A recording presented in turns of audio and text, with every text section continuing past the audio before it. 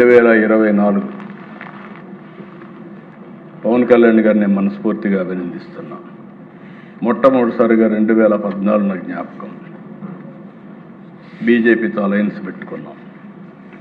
Alliance పెట్టి ఎన్నికలకు పోతున్నాం.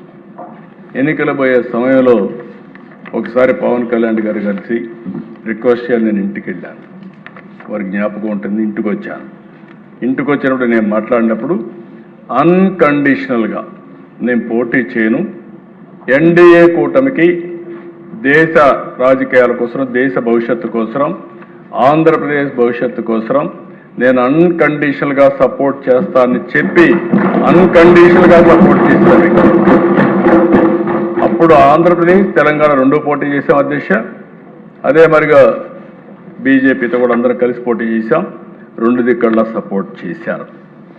అక్కడి నుంచి మళ్ళీ ఇవన్నీ చూసిన తర్వాత అందరం బాధితులమే ఇక్కడ ఉండేవాళ్ళం. డైరెక్ట్గా ఇండైరెక్ట్గా అందరం బాధితులమే, అందరం కూడా సఫర్ అయ్యాం. అది చూసిన తర్వాత ప్రజల్లో ఒక ఆవేశం, బాధ వచ్చింది. రాష్ట్ర భవిష్యత్తును కాపాడుకోవాలని వచ్చారు. అప్పుడే నేను ముందే పవన్ కళ్యాణ్ గారు మీ జైల్లో ఉన్నప్పుడు చెప్పారు, మేమందరం కలిసి పోటీ చేయాలని నిర్ణయించాం. చరిత్ర దశ, నేను చాలా ఎన్నికలు పోటీ చేశాను కానీ 194% స్ట్రైక్ రేట్తో 175కు 164 సీట్లు గెలిచిన ఏకైక ఎన్నిక 2014. ఇది 3 రాజధానులకు వ్యతిరేకంగా ఇచ్చారు, ప్రజా వ్యతిరేక కార్యక్రమాలకు వ్యతిరేకంగా ఇచ్చారు. మళ్ళీ మంచి రోజులు ప్రారంభమైనాయి. కేంద్రం ఇమ్మీడియట్గా 15,000 కోట్ల రూపాయలు శాంక్షన్ చేశారు. ఇప్పుడే పవన్ కళ్యాణ్ గారు చెప్పినట్టు డబ్బులు ఎట్లా మొబిలైజ్ చేయాలో అన్నీ కూడా మొబిలైజ్ చేశాం. మళ్ళీ 2025 మే 2న పనులు రీస్టార్ట్ చేశాం. నేను అనుకోవడం చరిత్రలో ఒక సిటీలో ఫౌండేషన్ వేసి పనులు రీస్టార్ట్ చేసింది ఏకైక ప్లేస్ అమరావతి అవుతుంది ప్రధానమంత్రి గారికి. ఇంతవరకు ఎక్కడా జరగలేదు. మళ్ళీ నేను ఒకటి హామీ ఇస్తున్నాను అధ్యక్ష, 2028 పనులన్నీ పూర్తి చేసి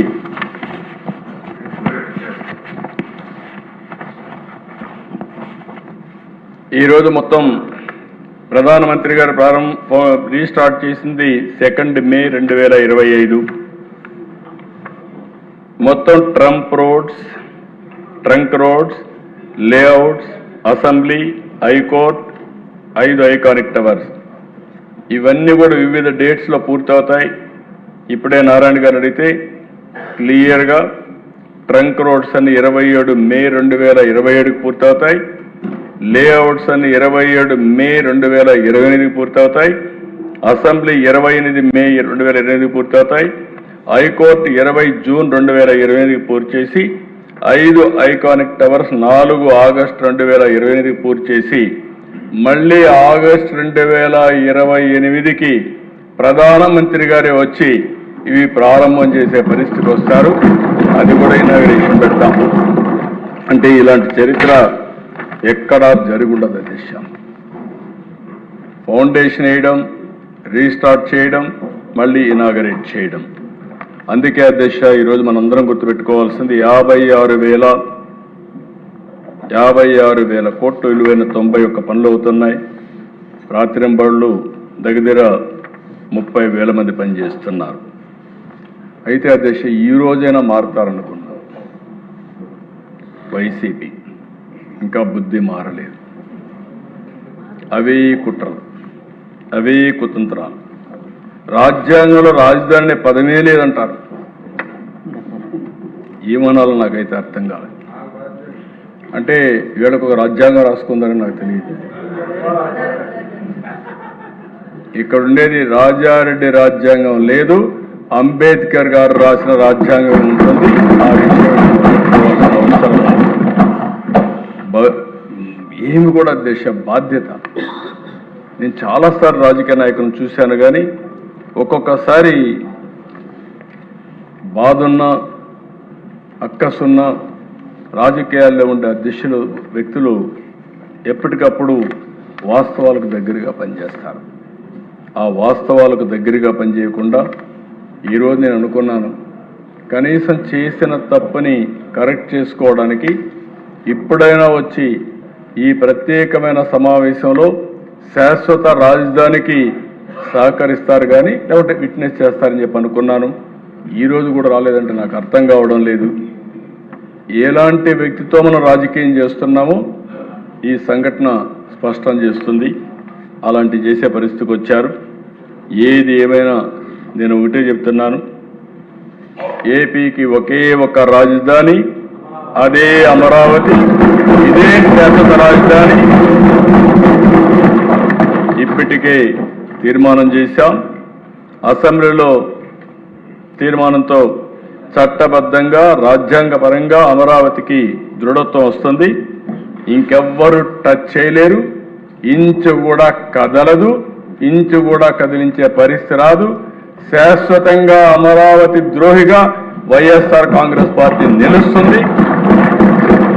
నేను విభజన జరిగినప్పుడు బాధపడలేదు కానీ ఈ రాష్ట్రంలో అనుక్షణం కుట్రలు కుతంత్రాలు చేసి తెలుగు జాతి ప్రగతికి అడ్డుపడాలని ప్రయత్నం చేయడం మాత్రం చాలా బాధేస్తుంది. ఓసారి అధ్యక్ష, ఇది 4వసారి ఫైర్ యాక్సిడెంట్. నిన్న కూడా జరిగాయి, 3 జరిగాయి. ప్రధానమంత్రి వచ్చినప్పుడు ఒకసారి ఇదే మరి ఫైర్ యాక్సిడెంట్ జరిగింది. రెండోసారి మొన్న ఒక ఎల్ఎన్టీ క్యాంపులో జరిగింది. నిన్న 3వసారి మళ్ళీ మెగా క్యాంపులో జరిగింది. ఇన్ని జరుగుతున్నాయంటే నేను కూడా చాలా స్పష్టంగా పోలీసులకు ఆదేశాలు ఇచ్చాను, సిట్టు కూడా వేశాం. ఎవడైనా సరే అమరావతిలో కానీ జోక్యం చేసుకున్నా, వైలెన్స్ క్రియేట్ చేసినా, సెబటైజ్ చేసినా అదే వాళ్ళకి చివరి రోజు అవుతుంది. గుర్తుపెట్టుకోని మరి ఒక్కసారి హెచ్చరిస్తున్నాను. ఎవరైనా కావచ్చు, గుర్తుపెట్టుకోవాల్సిన అవసరం ఉంది. అధ్యక్ష, నేను 4వసారి ముఖ్యమంత్రి అయ్యాను. 48 సంవత్సరాలు రాజకీయాల్లో ఉన్నా. 73 సంవత్సరాలు స్వాతంత్రం వచ్చిన తర్వాత తెలుగువారి చరిత్ర. 25 సంవత్సరాలు కాకుండా మిగిలిన సమయంలో నేను ప్రత్యక్ష రాజకీయాల్లో ఉన్నా. ఎమ్మెల్యే, పార్టీ రాజకీయాలు, అక్కడి నుంచి హైకమాండ్, పార్టీని రన్ చేయడం ఉన్నా. ఈ గౌరవం నాకు ఇచ్చింది అధ్యక్ష. తెలుగు జాతి గౌరవం ఇచ్చాను.